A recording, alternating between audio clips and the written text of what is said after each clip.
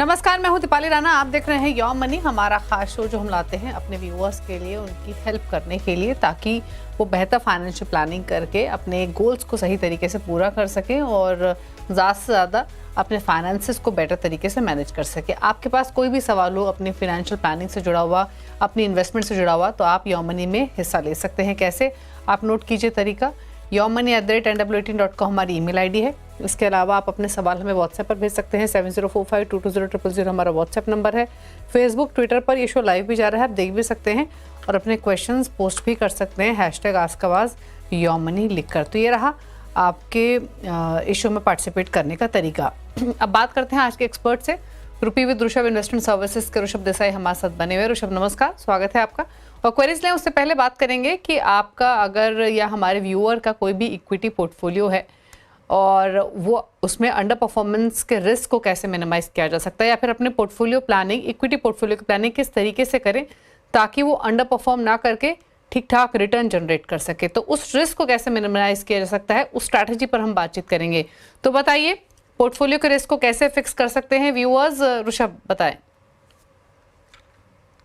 दीपाली जी, पहले तो आपका बहुत बहुत शुक्रिया मुझे शो पर बुलाने के लिए। देखिए, अंडर परफॉर्मेंस को अवॉइड नहीं किया जा सकता है। Okay, you can not completely avoid under performance risk, क्योंकि हर एक का पोर्टफोलियो, आपका पूरा पोर्टफोलियो या 25% पोर्टफोलियो या 50% पोर्टफोलियो, कभी ना कभी कौन से भी परसेंटेज में अंडर परफॉर्म तो करेगा ही। मगर हम जो अंडर परफॉर्मेंस है उसको काफी हद तक मिनिमाइज कर सकते, तो कि जो ओवरऑल पोर्टफोलियो है वो पूरा का पूरा अंडर परफॉर्म ना करे, वो स्टेबल रहे और पूरा का पूरा पोर्टफोलियो वो बेंचमार्क से आउट परफॉर्म करता रहे ऑन अ रेगुलर बेसिस। देखिए, अगर आपको अंडर परफॉर्मेंस का जो रिस्क मिनिमाइज करना है तो उसका एक ही चाबी है, वो है क्वालिटी डाइवर्सिफिकेशन।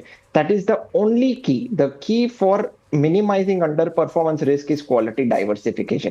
दीपाली जी, अब सिर्फ डाइवर्सिफिकेशन नहीं, क्वालिटी डाइवर्सिफिकेशन में एक एडिशनल वर्ड इसमें मैं यूज करना चाह रहा हूं, क्योंकि हम डाइवर्सिफिकेशन तो किसी ना किसी तरीके से तो हम कर ही लेते, मगर अगर हम ढंग से डाइवर्सिफाई ना करें, क्वालिटी डाइवर्सिफिकेशन ना करें, तो उसका कोई फायदा नहीं मिलेगा आपके पोर्टफोलियो पे। तो क्वालिटी डाइवर्सिफिकेशन किस तरीके से की जाता है? ओके, देखिए 5 पॉइंट्स है जो क्वालिटी डाइवर्सिफिकेशन इन्वेस्टर्स कर सकते। Number 1, diversify across different funds. Number 2, diversify across different AMCs. Number 3, diversify across different market capitalization. Number 4, diversify across different styles. Or number 5, diversify across active and passive funds. अभी मैं थोड़ा एक एक elaborate कर देता हूँ, थोड़ा समझा देता हूँ। देखिए, जब भी मैं बोलता हूँ diversify across different funds, means आपको वैसे फंड्स चुनने हैं जो कि कंसिस्टेंटली लॉन्ग टर्म पे आउट परफॉर्म कर चुके हो, जिनका आउट परफॉर्मेंस का ट्रैक रिकॉर्ड अच्छा रहा हो। जो जो फंड्स टॉप पे आते हैं उसे हमें नहीं पकड़ना है, नंबर 1, नंबर 2, नंबर 3 फंड्स को हमें नहीं पकड़ना है, मगर ऑन अ 5 ईयर, 7 ईयर और on a 10 year daily rolling basis जो कंसिस्टेंटली आउट परफॉर्म कर रहे हैं। अगर मान लीजिए बेंचमार्क ने 10% दिया है और ये पर्टिकुलर फंड ने 11, 11.5 या 12% दिया है, तभी भी I am very comfortable choosing this fund, because वो कंसिस्टेंटली आउट परफॉर्म कर रहा है on a long term basis. मुझे नंबर 1, नंबर 2, नंबर 3 फंड नहीं चाहिए। ओके, पॉइंट नंबर 2, देखिए जब मैं एएमसी लेवल पे मैं डाइवर्सिफिकेशन की मैं बात करता हूँ, आपके ही शो के माध्यम से हमने काफी सारे इन्वेस्टर्स के पोर्टफोलियो देखे जो कि एक ही एएमसी में मल्टीपल फंड्स इन्वेस्ट करके बैठे। देखिए, काफी सारे एएमसीज कोई एक पर्टिकुलर फिलोसॉफी स्टाइल फॉलो करती हो और एक पर्टिकुलर फिलोसॉफी और स्टाइल एक साथ अगर अंडर परफॉर्म करेगा तो वो ही एएमसी के अंडर काफी सारे फंड्स एक साथ अंडर परफॉर्म कर जाते हैं।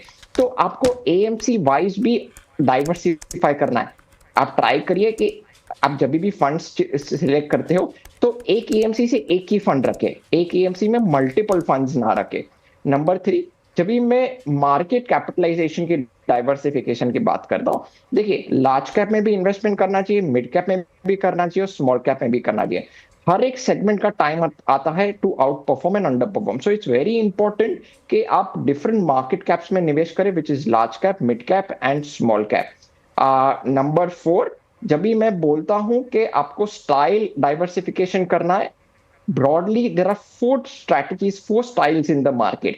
एक है ग्रोथ, दूसरा है मोमेंटम, तीसरा है वैल्यू और चौथा है कॉन्ट्रा।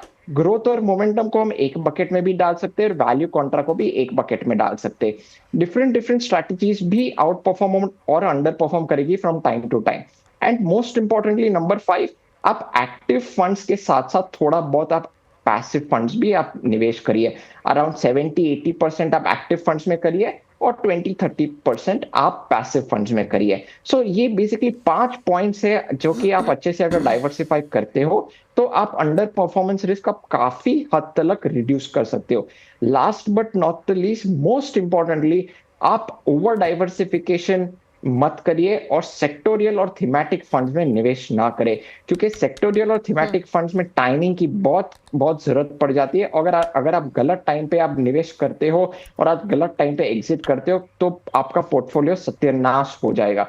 सो ये 5 पॉइंट्स है, प्लस सेक्टोरियल और थीमेटिक फंड्स में निवेश ना करें तो मेरे हिसाब से आप काफी हद तक अंडर परफॉर्मेंस रिस्क को मिनिमाइज कर सकते हो। ओके, तो कई इंपॉर्टेंट बातें ऋषभ ने यहाँ बताई, और ये वो बातें हैं जो हर रोज जब हम अपने व्यूअर्स के पोर्टफोलियो डिस्कस करते हैं तब उन बातों को बताते हैं। यहाँ पर कंपाइल करके कि आपको नहीं करना है ताकि आप अपने रिस्क को कम करने की तरफ कदम बढ़ा सकते हैं, वो बातें आपको ऋषभ ने बताई हैं। तो एक सही पोर्टफोलियो बनाना बहुत इंपॉर्टेंट है, एक राइट पोर्टफोलियो प्लानिंग के लिए, राइट फाइनेंशियल प्लानिंग के लिए, और इसीलिए क्या नहीं करना है वो ऋषभ ने आपको बताया।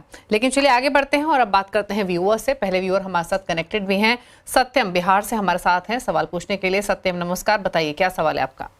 नमस्ते, गुड इवनिंग मैम। अभी मेरा सवाल ये है, मैंने म्यूचुअल फंड में स्टार्ट किया है इन्वेस्टमेंट करना, और मैंने शुरुआत ही किया है अभी लास्ट मंथ से। एंड जो मेरा करेंट इन्वेस्टमेंट है वो 15,000 पर मंथ का मैंने स्टार्ट किया है, जिसमें मैंने 3 डिफरेंट कंपनीज को सेलेक्ट किया है। पहला है ICICI prudential blue chip fund direct growth, जिसमें मैं 5,000 टिप कर रहा हूँ। Motilal Oswal mid cap fund में 5,000 and Parag Parikh flexi cap में 5,000 में कर रहा हूँ। तो ये टोटल 15,000 का है, जिसमें स्टेप अप का मेरा 10% ईच ईयर का प्लान है जो मैं सोच रहा हूँ करने का।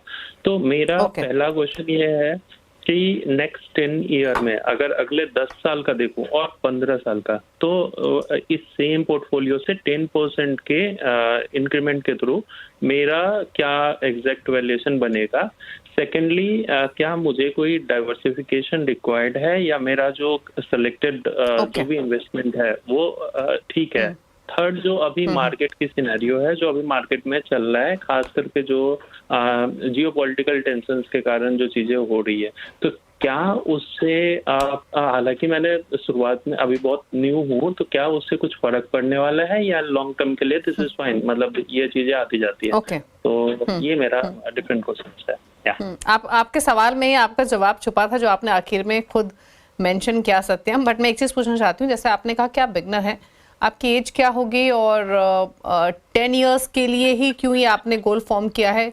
कोई प्लानिंग है 10 इयर्स के बाद या इसके लॉन्गर भी होराइजन रख सकते हैं? एक चीज़ और, अब आपने पूछा पोर्टफोलियो डाइवर्सिफिकेशन का, तो एक बात मैं और जानना चाहती हूँ। 10% स्टेप अप तो करेंगे, बट क्या पॉसिबिलिटी है कि गोइंग फॉरवर्ड हो सकता है 10% की जगह आप 15,000 से बढ़कर 20,000 25,000 के SIP करें, ताकि ये भी सजेशन दिया जा सके कि अगर कोई कैटेगरी मिसिंग भी है तो कौन सी पोर्टफोलियो में ऐड की जाए? राइट, बिल्कुल ठीक बोल रहे हैं आप। ये हो सकता है, पॉसिबिलिटीज है कि मतलब उसको मैं बढ़ा सकूं, जो मेरा सिप है उसको बढ़ा के मैं अभी 15 है तो उसको माइट भी मैं 25 तक भी ले जाऊं नेक्स्ट ईयर। तो वो मैं आपसे सलाह जानना चाह रहा हूं कि मुझे क्या करना चाहिए। सेकेंडली, जो मेरा 10 इयर्स का प्लान है, 10 to 15 इयर्स के मिड का, वो ये प्लान है कि अभी मेरी करेंट एज है 31, तो उसके अकॉर्डिंग मैं चाह रहा हूँ कि 45 समथिंग पे मेरे पास एक लमसम एक अच्छा अमाउंट हो, जिससे कि मैं थोड़ा मैं थोड़ा सा उससे आगे का जो मेरा जर्नी है उसका सेटअप करूं, लाइक ओके ठीक है सत्यम, आप पूछ लेते हैं। ऋषभ, आपने पूरा सवाल सुना इनका, मैं सम अप कर देती हूँ पहले इनके क्वेश्चन को। 15,000 की एक्टिव SIPs जो अभी इनिशिएट की हैं 10 इयर्स के, एटलीस्ट 10 इयर्स के होराइजन के लिए, हो सकता है 15 साल भी रखें इस पोर्टफोलियो को। ये अभी हम सिर्फ 10 साल का होराइजन लेकर चलते हैं। 3 फंड्स रखे हैं, ICICI Pru blue chip, Parag Parikh flexi cap, Motilal Oswal mid cap. 5,000 each है। तो यानी एक फ्लेक्सी कैप है, एक मिड कैप है, एक ब्लू चिप है इनके पास। अब इनके 3-4 क्वेश्चंस है। पहला तो ये कि पोर्टफोलियो कैसा है, डाइवर्सिफाइड है या नहीं, डाइवर्सिफिकेशन के लिए क्या कोई नई कैटेगरी ऐड करनी चाहिए, कंसीडरिंग हो सकता है अगले साल तक ये 15,000 से बढ़ाकर अपने सिर्फ 20,000 25,000 कर सकते हैं। 10% स्टेप अप तो ये करेंगे ही। साथ ही जैसे इन्होंने मेंशन किया, मार्केट में जो ये जियो पॉलिटिकल कंसर्न्स इमर्ज हुए हैं, इससे क्या इंपैक्ट पड़ेगा पोर्टफोलियो पर, या लॉन्ग टर्म में चिंता ना करें। और तीसरा इंपॉर्टेंट सवाल, 10 ईयर्स में कितना एटलीस्ट मान के चलेंगे कॉर्पस इकट्ठा कर पाएंगे। दीपाली जी, पहले तो उनके पोर्टफोलियो पे आ जाता हूँ। देखिए, आपने जो कि बताया और उन्होंने भी बताया कि 3 फंड्स है, ICICI blue chip, Motilal Oswal mid cap और पराग पारेख फ्लेक्सी कैप। ये तीनों फंड्स बहुत ही अच्छे फंड्स हैं। सो फंड सिलेक्शन में और एलोकेशन वाइज मुझे कोई दिक्कत नजर नहीं आ रही है। 5,000 आप इक्वल एलोकेट कर रहे हो, दैट इज परफेक्ट। आपका लंबा समय है। आपके पोर्टफोलियो में जो पराग पारेख है वो भी एक लार्ज कैप टिल्टेड फंड है, और आईसीआईसीआई ब्लू चिप जो कि ओरिजिनली लार्ज कैप ही फंड है। तो आपका पोर्टफोलियो काफी हद तक लार्ज कैप तरफ टिल्ट हो रहा है। थोड़ा सा मिड कैप और स्मॉल कैप का भी मुझे आपको एलोकेशन देना है, क्योंकि लॉन्ग टर्म में mid and small cap actually आपके पोर्टफोलियो के किकर और वेल्थ क्रिएट करके देगा। सो मैं चाहूंगा कि from a diversification point of view आप Kotak small cap fund add करें, इक्वल एलोकेशन रखें, उसमें भी आप 5,000 की एसआईपी करें, और जैसे जैसे आप बढ़ाते हो, स्टेप अप भी करते हो, तो चारों फंड में इक्वल प्रोपोर्शन में आप बढ़ाइए। सो बेसिकली आपका portfolio ICICI Prudential blue chip fund, Motilal Oswal mid cap fund, Parag Parekh flexi cap fund और Kotak small cap fund. So large cap, mid cap और स्मॉल कैप का भी अच्छे से ब्लेंड आ रहा है आपके पोर्टफोलियो में, और वैल्यू और ग्रोथ का भी अच्छे से ब्लेंड आ रहा है पोर्टफोलियो में। अभी देखिए, उन्होंने पूछा है कि कितना इकट्ठा कर पाएंगे। देखिए, मैं अज्यूम कर रहा हूँ 12% compounding returns in equity for the next 10 years, जो कि आपका 15,000 रुपीज का जो एसआईपी चल रहा है प्लस 10% जो टॉपअप कर पा रहे हैं, वो करीबन 50 लाख के आसपास, टू बी वेरी प्रिसाइज 50,61,000 वो इकट्ठा कर पा रहे हैं। Okay, coming to his final question, geopolitical tensions will be very much temporary. Definitely हमने पोस्ट कोविड काफी सारे जियोपॉलिटिकल टेंशंस देखे हैं, एशिया में, मिडिल ईस्ट में, यूरोप में, बट ये सब बेसिकली सब टेम्पररी ही होने वाला है। This is not going to be sustainable for the long term. अगर इकोनॉमी अच्छी तरह से ग्रो कर रही है, अगर कंपनीज अच्छी तरह से अर्न कर रहे हैं और अर्निंग्स अच्छे से डिस्प्ले कर रहे हैं, तो ऑटोमेटिकली आपके फंड्स में भी अच्छे से रिटर्न्स रिफ्लेक्ट हो जाएंगे। So from a short to medium term perspective, हाँ, थोड़ी बहुत वॉलेटिलिटी हो सकती है। वॉलेटिलिटी को आप एक दोस्त की तरह कंसिडर कीजिए, जब भी मार्केट गिरता तभी एडिशनल या पैसा निवेश करें, मगर लॉन्ग टर्म पिक्चर काफी बुलिश है। I don't see any problems over the longer period of time. Okay, तो चलिए ऋषभ ने पूरी पोर्टफोलियो पर आपको बताया, आपके फंड सिलेक्शन बढ़िया है। आगे बढ़कर अगर आप एलोकेशन बढ़ाना चाहें तो एक स्मॉल कैप और ऐड कर सकते हैं, और अगर हम सिर्फ 15,000 पर मंथ के हिसाब से कैलकुलेट करें तो 50 लाख से ज़्यादा की राशि पे इकट्ठा कर लेंगे। 20-25 हज़ार करेंगे तो उस हिसाब से आप मान के चलें कि एक साइजेबल अमाउंट आप इकट्ठा कर पाएंगे। अपने पोर्टफोलियो को मॉनिटर करते रहें रेगुलरली, ये सजेशन आपके लिए है। बात करते हैं अगले व्यूअर की। सानू ने एक सवाल भेजा है ईमेल के थ्रू हिमाचल से। सवाल इनका है कि इनकी 29,500 की एसआईपी चल रही है, 15 लाख की पोर्टफोलियो की वैल्यू ऑलरेडी हो चुकी है, 18 साल में 10 करोड़ का इनका लक्ष्य है। एसेट एलोकेशन कैसा है जानना चाहते हैं। पहले मैं इनका पोर्टफोलियो बता दूं तो बड़ा पोर्टफोलियो है। Quant large and mid cap इनके पास है 5,000 per month. Similar amount deploy कर रहे हैं एसबीआई मैग्नम मिड कैप में और एसबीआई ब्लू चिप में। 3,000 ईच है एक्सिस स्मॉल कैप में और पराग पारेख फ्लेक्सी कैप में। बाकी पोर्टफोलियो लेकर आए तो 2-2 हज़ार ही डाल रहे हैं। HDFC BSE Sensex index fund में, ICICI Pru BSE Sensex index fund में, कोटक अपॉर्चुनिटीज फंड में भी 2,000 है, 1,000 रुपीज डाल रहे हैं ICICI pru US blue chip में, और नवीन निफ्टी 50 इंडेक्स में 1,500। तो यानी 5 फंड्स तो इनके पास इंडेक्स फंड्स ही हैं ऋषभ। बाकी फंड्स इनके पास small cap, flexi cap, mid cap, large mid cap category के हैं। तो ये इनका पोर्टफोलियो है। इसके अलावा इन्होंने लमसम डाले हुए 1 lakh Nippon India large cap fund में। सजेशंस बताएं इनके लिए। दीपाली जी, काफी सारे फंड्स पोर्टफोलियो में ले रखे हैं। मेरे हिसाब से 4 या 5 फंड के ऊपर मेरे हिसाब से जरूरत नहीं है। तो मेरी फर्स्ट रिकमेंडेशन ये है कि आप पोर्टफोलियो में फंड्स कम करें और सिर्फ 5 फंड्स की तरफ ही बढ़े।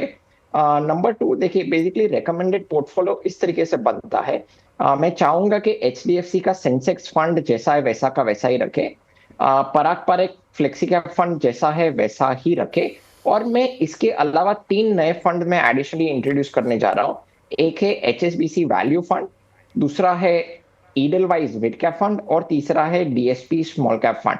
तो ये पांचों फंड में आप 20% एलोकेशन ईच रखे तो अच्छे से डाइवर्सिफिकेशन हो रहा है, large cap, mid cap, small cap में भी, और वैल्यू और ग्रोथ में भी अच्छे से डाइवर्सिफिकेशन हो रहा है।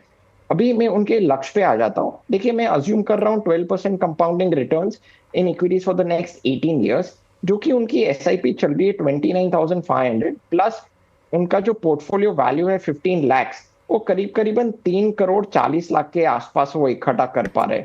अनफॉर्चुनेटली वो 18 साल में 10 करोड़ इकट्ठा नहीं कर पा रहे। अगर 10 करोड़ इकट्ठा करना है तो मैं 2 ऑप्शन देता हूँ। एक है आपको SIP बढ़ानी पड़ेगी फ्रॉम 29,500 टू 1,25,000। अगर आप वन शॉट में 1,25,000 की SIP नहीं कर सकते हो तो 20 to 25% का एनुअल SIP टॉपअप करना पड़ेगा।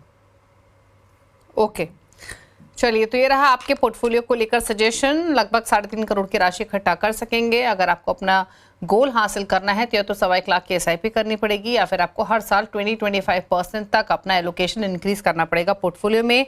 फंड्स को लेकर सजेशन दिया गया है, आपको थोड़े से बदलाव करने हैं। Quant large mid cap, SBI Magnum mid cap, SBI blue chip, Axis small cap, ICICI pru BSE Sensex index, Kotak opportunities, ICICI pru US blue chip और नवीन निफ्टी 50 इंडेक्स, इन सबसे निकलना है।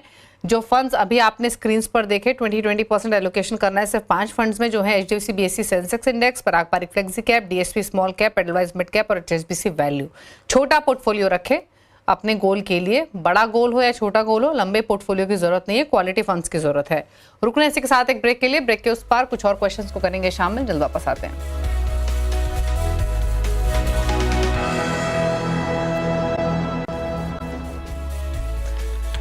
आप देख रहे हैं योर मनी, हमारे साथ है ऋषभ देसाई, विविध ऋषभ इन्वेस्टमेंट सर्विसेज से। बात करते हैं कुछ और क्वेश्चंस की। एक और सवाल है, हमें ईमेल के थ्रू भेजा है अनुराग ने, और इनकी जो SIP चल रही है वो 22,000 रुपये महीने की है, सालाना 15% का स्टेप अप का प्लान है। अब ये इन्होंने अभी शुरू किया है या पहले से पोर्टफोलियो है, इसके बारे में तो जानकारी नहीं है क्योंकि ईमेल के थ्रू क्वेश्चन है, बट एज्यूमिंग ऋषभ अगर अभी इन्होंने पोर्टफोलियो बनाया तो आपके सजेशंस चाहिए होंगे। फंड्स के नेम मैं बता देती हूँ quickly. Nifty 50 index fund 3,000 per month, Motilal Oswal mid cap 3,000, similar amount है HDFC mid cap, quant small cap में, बंधन स्मॉल कैप है 2,500 GM फ्लेक्सी कैप में, पराग पारिक फ्लेक्सी कैप में 3,000, advise mid cap momentum 150 index fund में 2,000। बताइए सजेशंस।